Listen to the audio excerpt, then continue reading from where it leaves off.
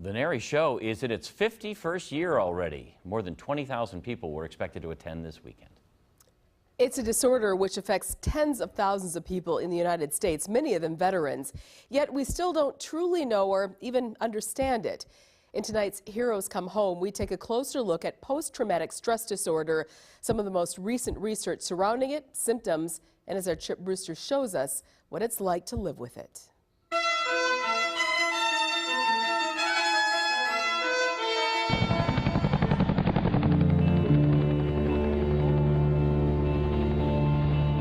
Lost some good friends there, had a bunch of firefights.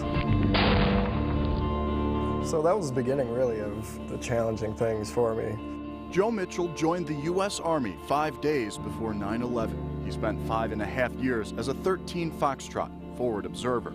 He was deployed to Afghanistan and then again to Iraq. None of it was easy. All of it impossible to forget. They had a lot of explosions, you know, getting blown up, trucks, IEDs, and stuff like that. While he left the battlefield behind in 2007, the war didn't end.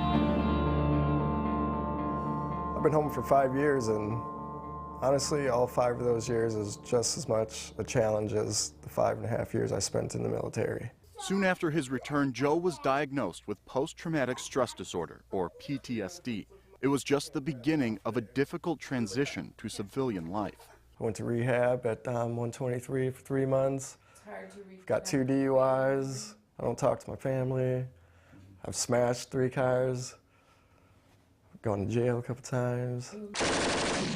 However, Joe is not alone in this mental fight. The Department of Veteran Affairs estimates about 1 in every 7 Iraq and Afghanistan war veterans will be diagnosed with PTSD.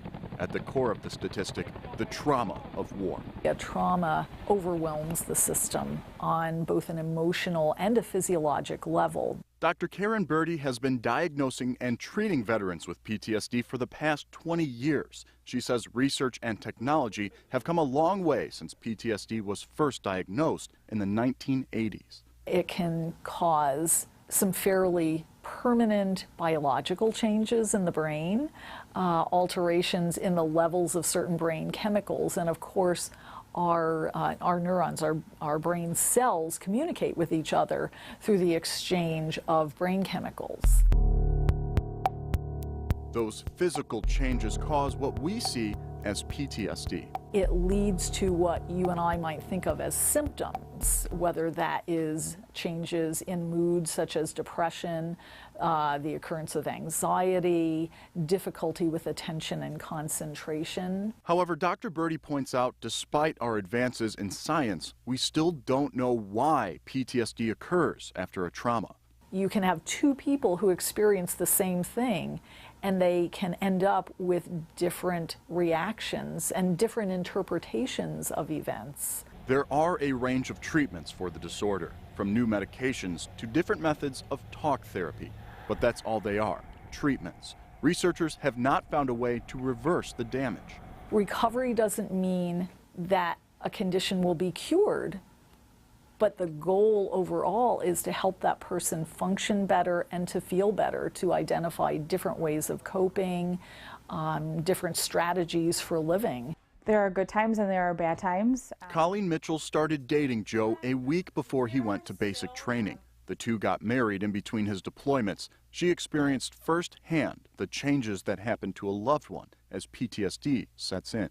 A lot of people have asked what it's like, and my answer is my soldier came home in 2007. My husband has not come home yet. It's not all sad. Things are looking bright for this young family of 4. Colleen says she sees more and more of the man she fell in love with. She gives this advice for others with loved ones diagnosed.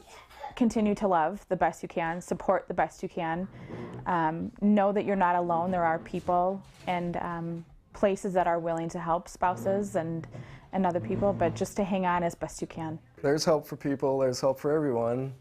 I would encourage people to look inside themselves and maybe hold back on their pride a little bit and not be afraid to admit that, yeah, I might have a problem, I might need someone to talk to. Though we focus our stories on veterans, post-traumatic stress disorder can impact anyone who experiences a trauma, such as natural disasters, terrorist attacks like 9/11, or sexual assaults. While there's still a lot of research to be done, the good news is community support and understanding of the disorder is growing. Hopefully, we've helped it grow just a bit more tonight. For Heroes Come Home and Fox 6 News, I'm Chip Brewster. Parents, it's 10 o'clock. Do you know where your children are?